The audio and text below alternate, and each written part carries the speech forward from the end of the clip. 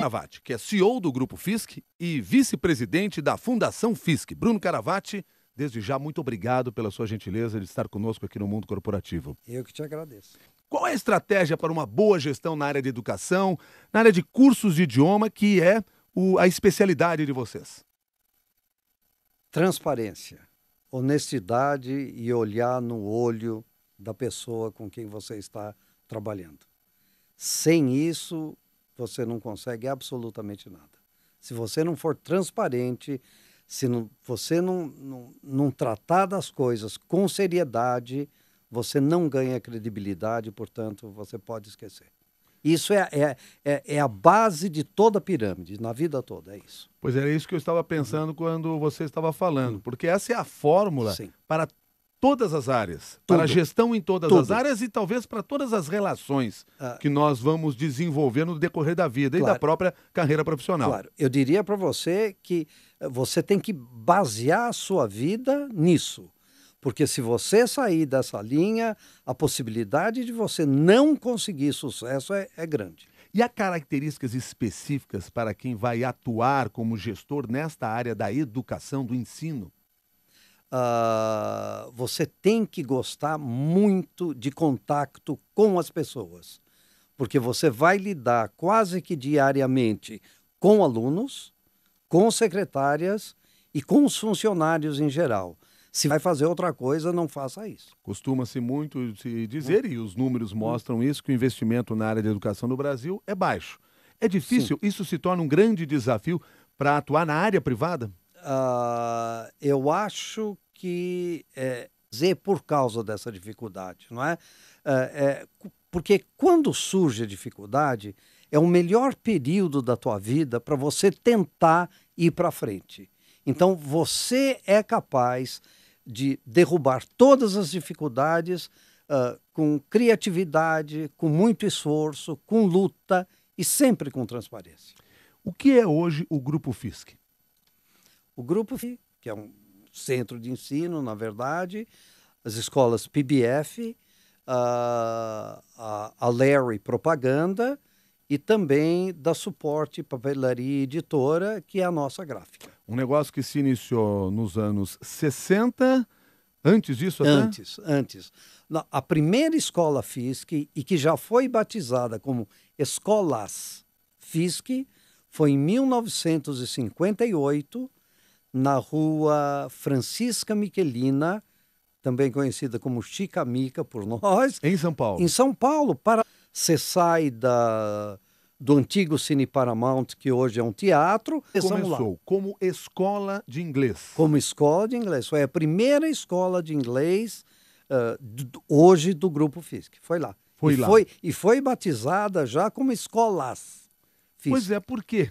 Isso o senhor já ressaltou agora há pouco o nome escolas. O que isso significava? Isso significava que Mr. Fisk tinha tanta fé no que ele estava fazendo que ele sabia que não ia ficar numa escola só, que a coisa ia continuar, como de fato aconteceu. Na área da educação, que até hoje está aí na ativa, né, acompanhando o trabalho que tanto o grupo como a fundação estão desenvolvendo. Conta para nós como é que ele surge nesse mercado e algumas das suas características do seu perfil.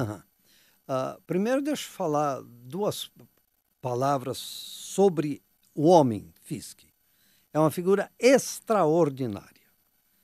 É uma dessas pessoas que você tem que conhecer. Era oferecido curso superior para o pessoal que tinha feito a guerra. Ele fez o curso superior, se formou, era muito qualificado, porém, no final da década de 40, comecinho da década de 50, para ter um emprego bom nos Estados Unidos.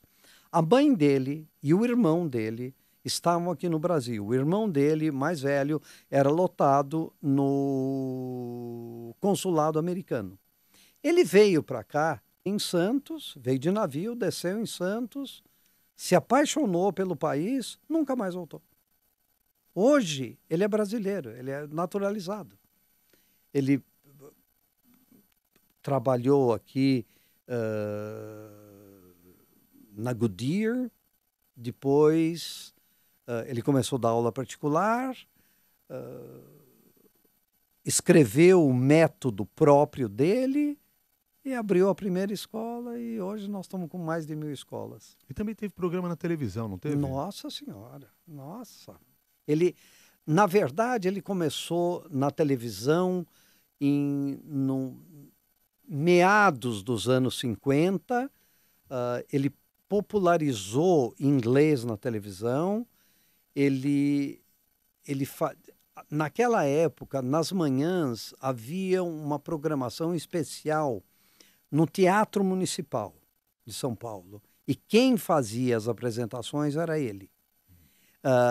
Depois disso, já com escola própria, ele teve durante muito tempo, até meados dos anos 80, ele tinha programa na televisão onde ele apresentava, vamos supor, eu não me lembro direito, mas era 15 minutos de aula prática e 15 minutos de música, cantando música.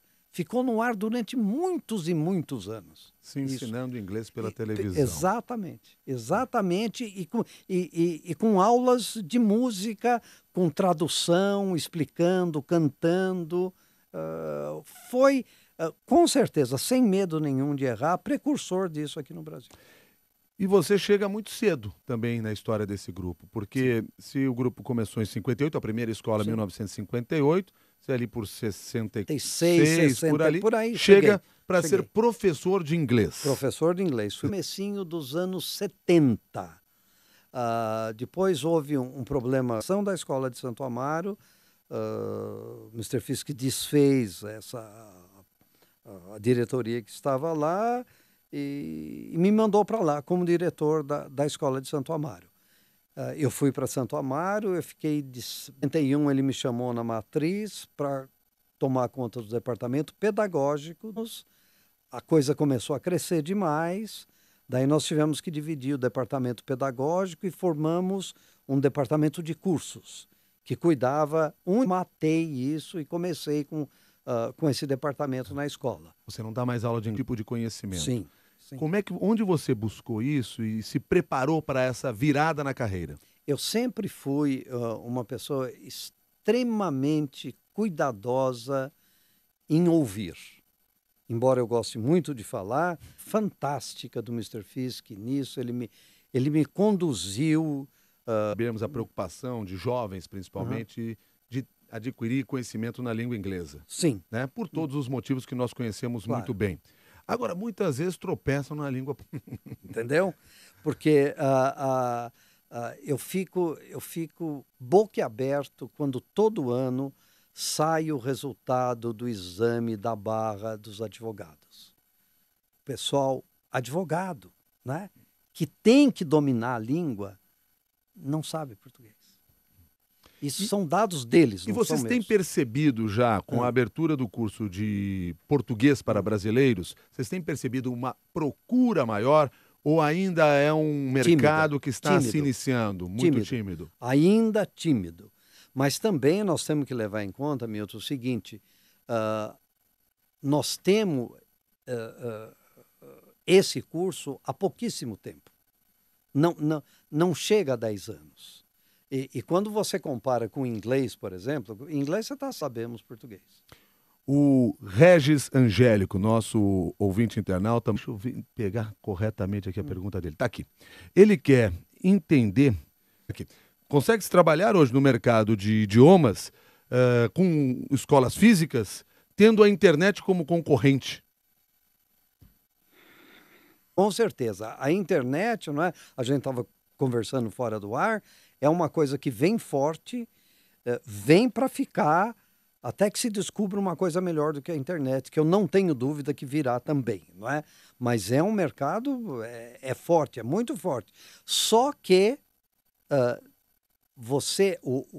quem estuda pela internet tem que ter, tem que suar o triplo do que soa quem vai numa escola, porque é uma coisa individual, não é? E você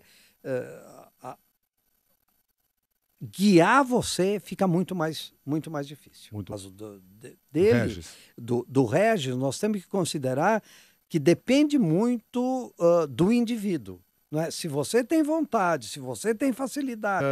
O Marcelo Soares quer saber qual é o modelo de negócio, se vocês têm franquias. Temos franquias, nós temos mais de 900 escolas franqueadas.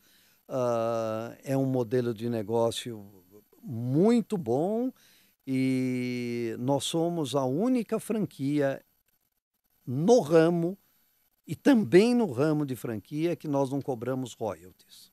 Como é que é do Grupo Fisk?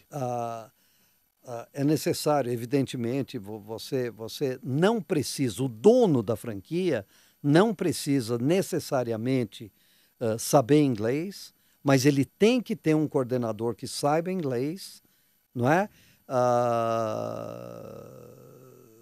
Esse vai fazer um treinamento exaustivo conosco, vamos seguir com ele, ensinar todos os caminhos das pedras para eles, e essa é a maneira que faz. E não é complicado, principalmente no nosso caso, porque você não paga royalties. Em outras empresas, nós não cobramos isso. Nada. O que é necessário, por exemplo, para ter uma unidade de ensino do Grupo Fisk? Há um número mínimo de salas, de alunos? Sim, para 3 salas você tem que ter uma secretaria, você tem que ter banheiro, cozinha, enfim, essas coisas todas.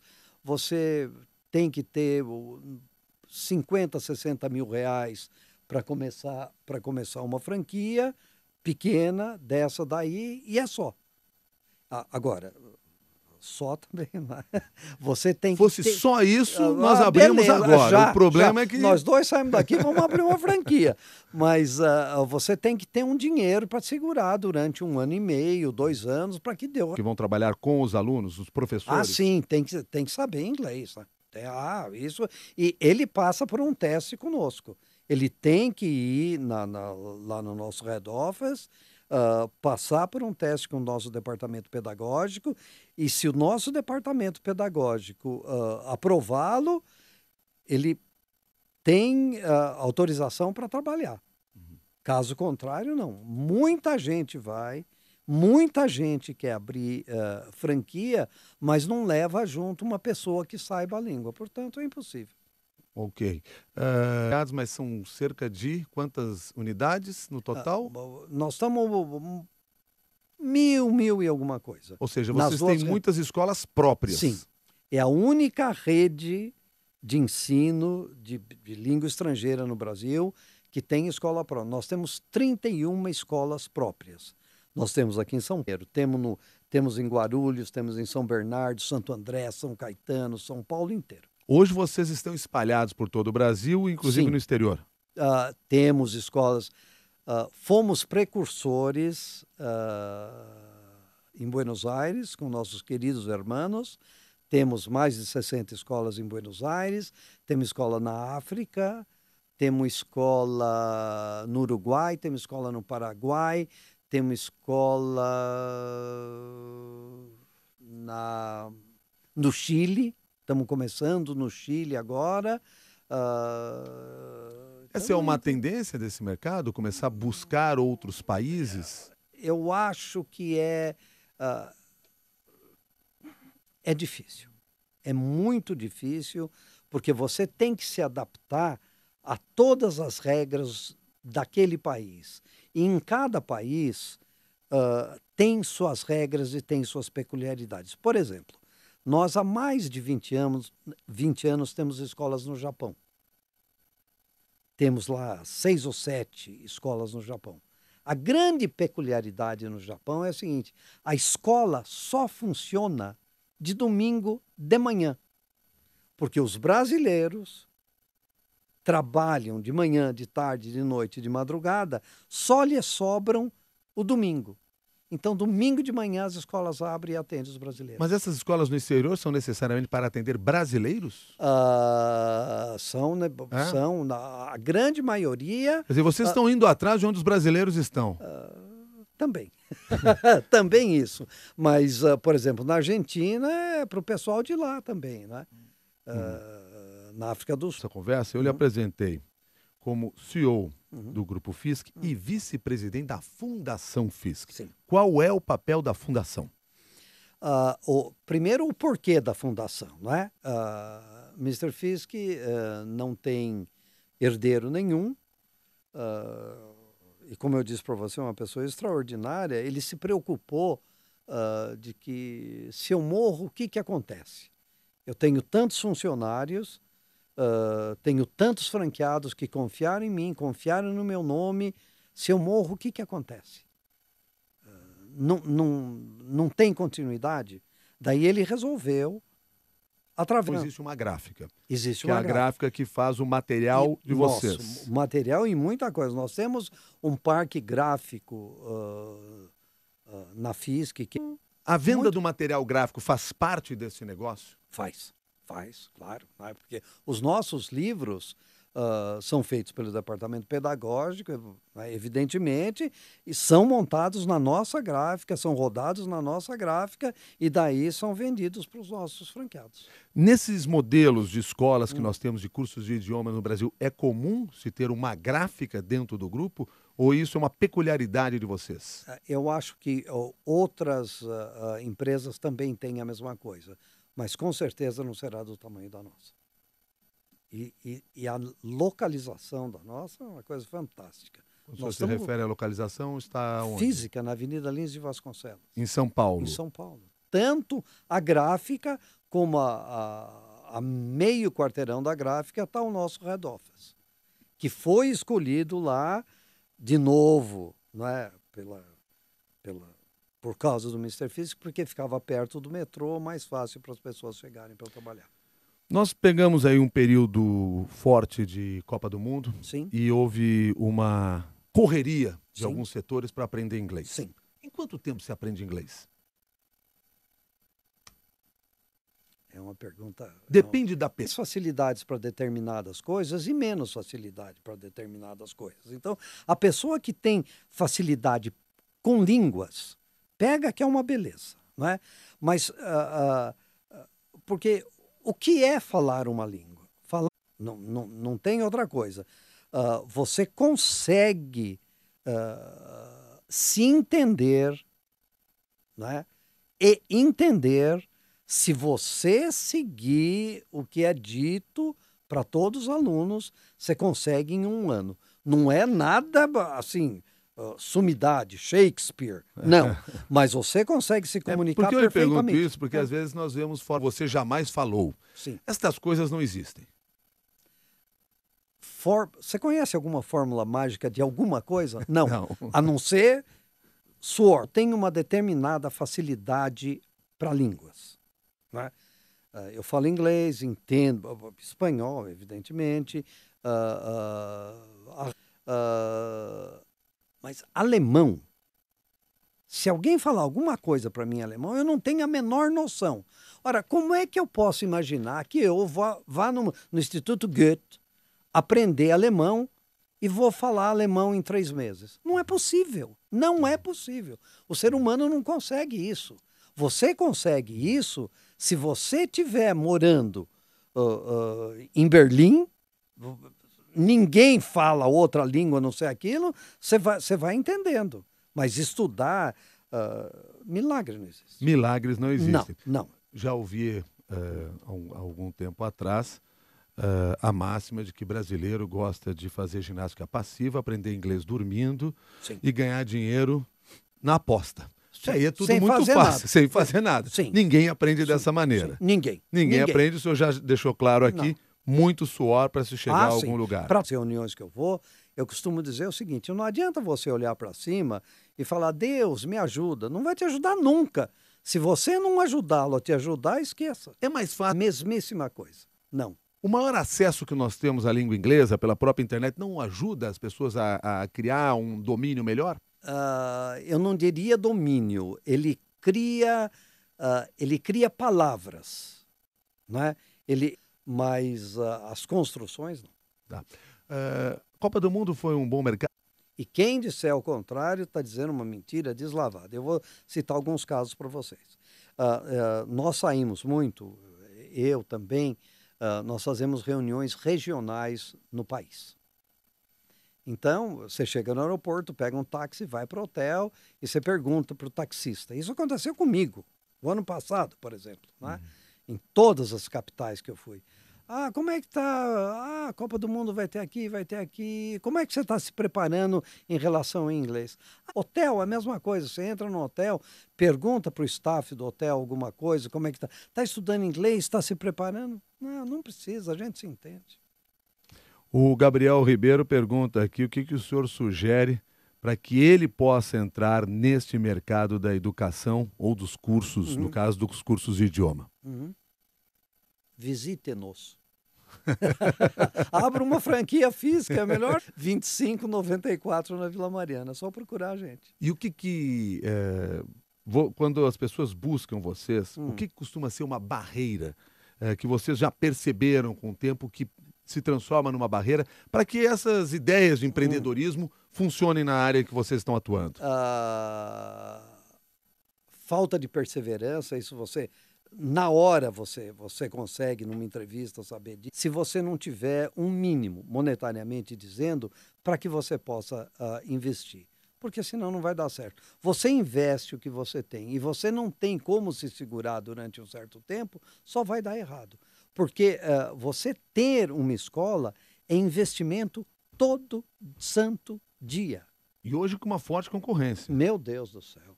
Eu costumo dizer para a criançada, Paulo, em cada esquina tinha um boteco. Boteco mesmo, né? Hoje em dia, você anda em São Paulo, em cada esquina tem 2 escolas de inglês. Se não é uma escola de inglês, é um professor particular, é alguém oferecendo a internet. Claro. Enfim, a concorrência está aí.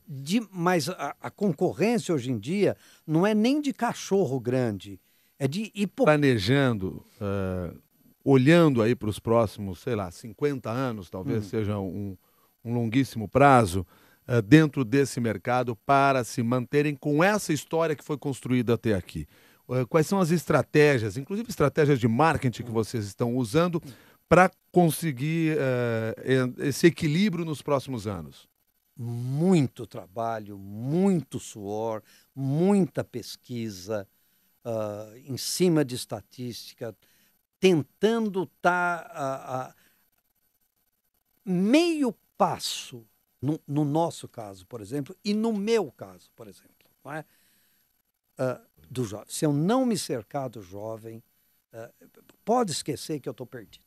E isso fica bem caracterizado no comando do próprio grupo? Você está olhando para 2.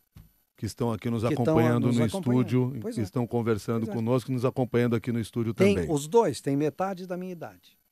E as outras pessoas em posições chaves na nossa organização também são jovens, porque são eles que me... Porque, no fim, a decisão é minha. Mas eles me alertam para as coisas que estão acontecendo que eu não consigo, às vezes, ver, não é? Então, se você não... Mas sempre foi assim, não é? Se você não tiver cercado por pessoas jovens que te mostram os caminhos, que te abram demais a mente, você também pode esquecer. Bruno Caravati, quero agradecer sua gentileza de trazer aí parte da sua experiência para os nossos ouvintes e internautas aqui no Mundo Corporativo. Muito obrigado e até uma nova oportunidade. Muito obrigado, agradeço muito, me senti muito à vontade. Não é? Bom. Fiquei muito feliz em vir aqui e estamos à disposição sempre. Obrigado. Muito obrigado. Foi o nosso convidado de hoje aqui no Mundo Corporativo. E a você que participou do programa, ao vivo, muito obrigado pela participação. Lembrando sempre o seguinte, essas informações que foram trabalhadas aqui hoje no Mundo Corporativo são para você trabalhar depois nas redes sociais, ou seja, levar para outras pessoas, multiplicar isso. Se quiser, participe lá do nosso grupo de discussões no LinkedIn, Mundo Corporativo da CBN, entre lá, dê a sua opinião, traga sugestões, colabore com outros textos e artigos sobre esse mesmo assunto, gestão na área educacional, porque assim a gente vai conseguindo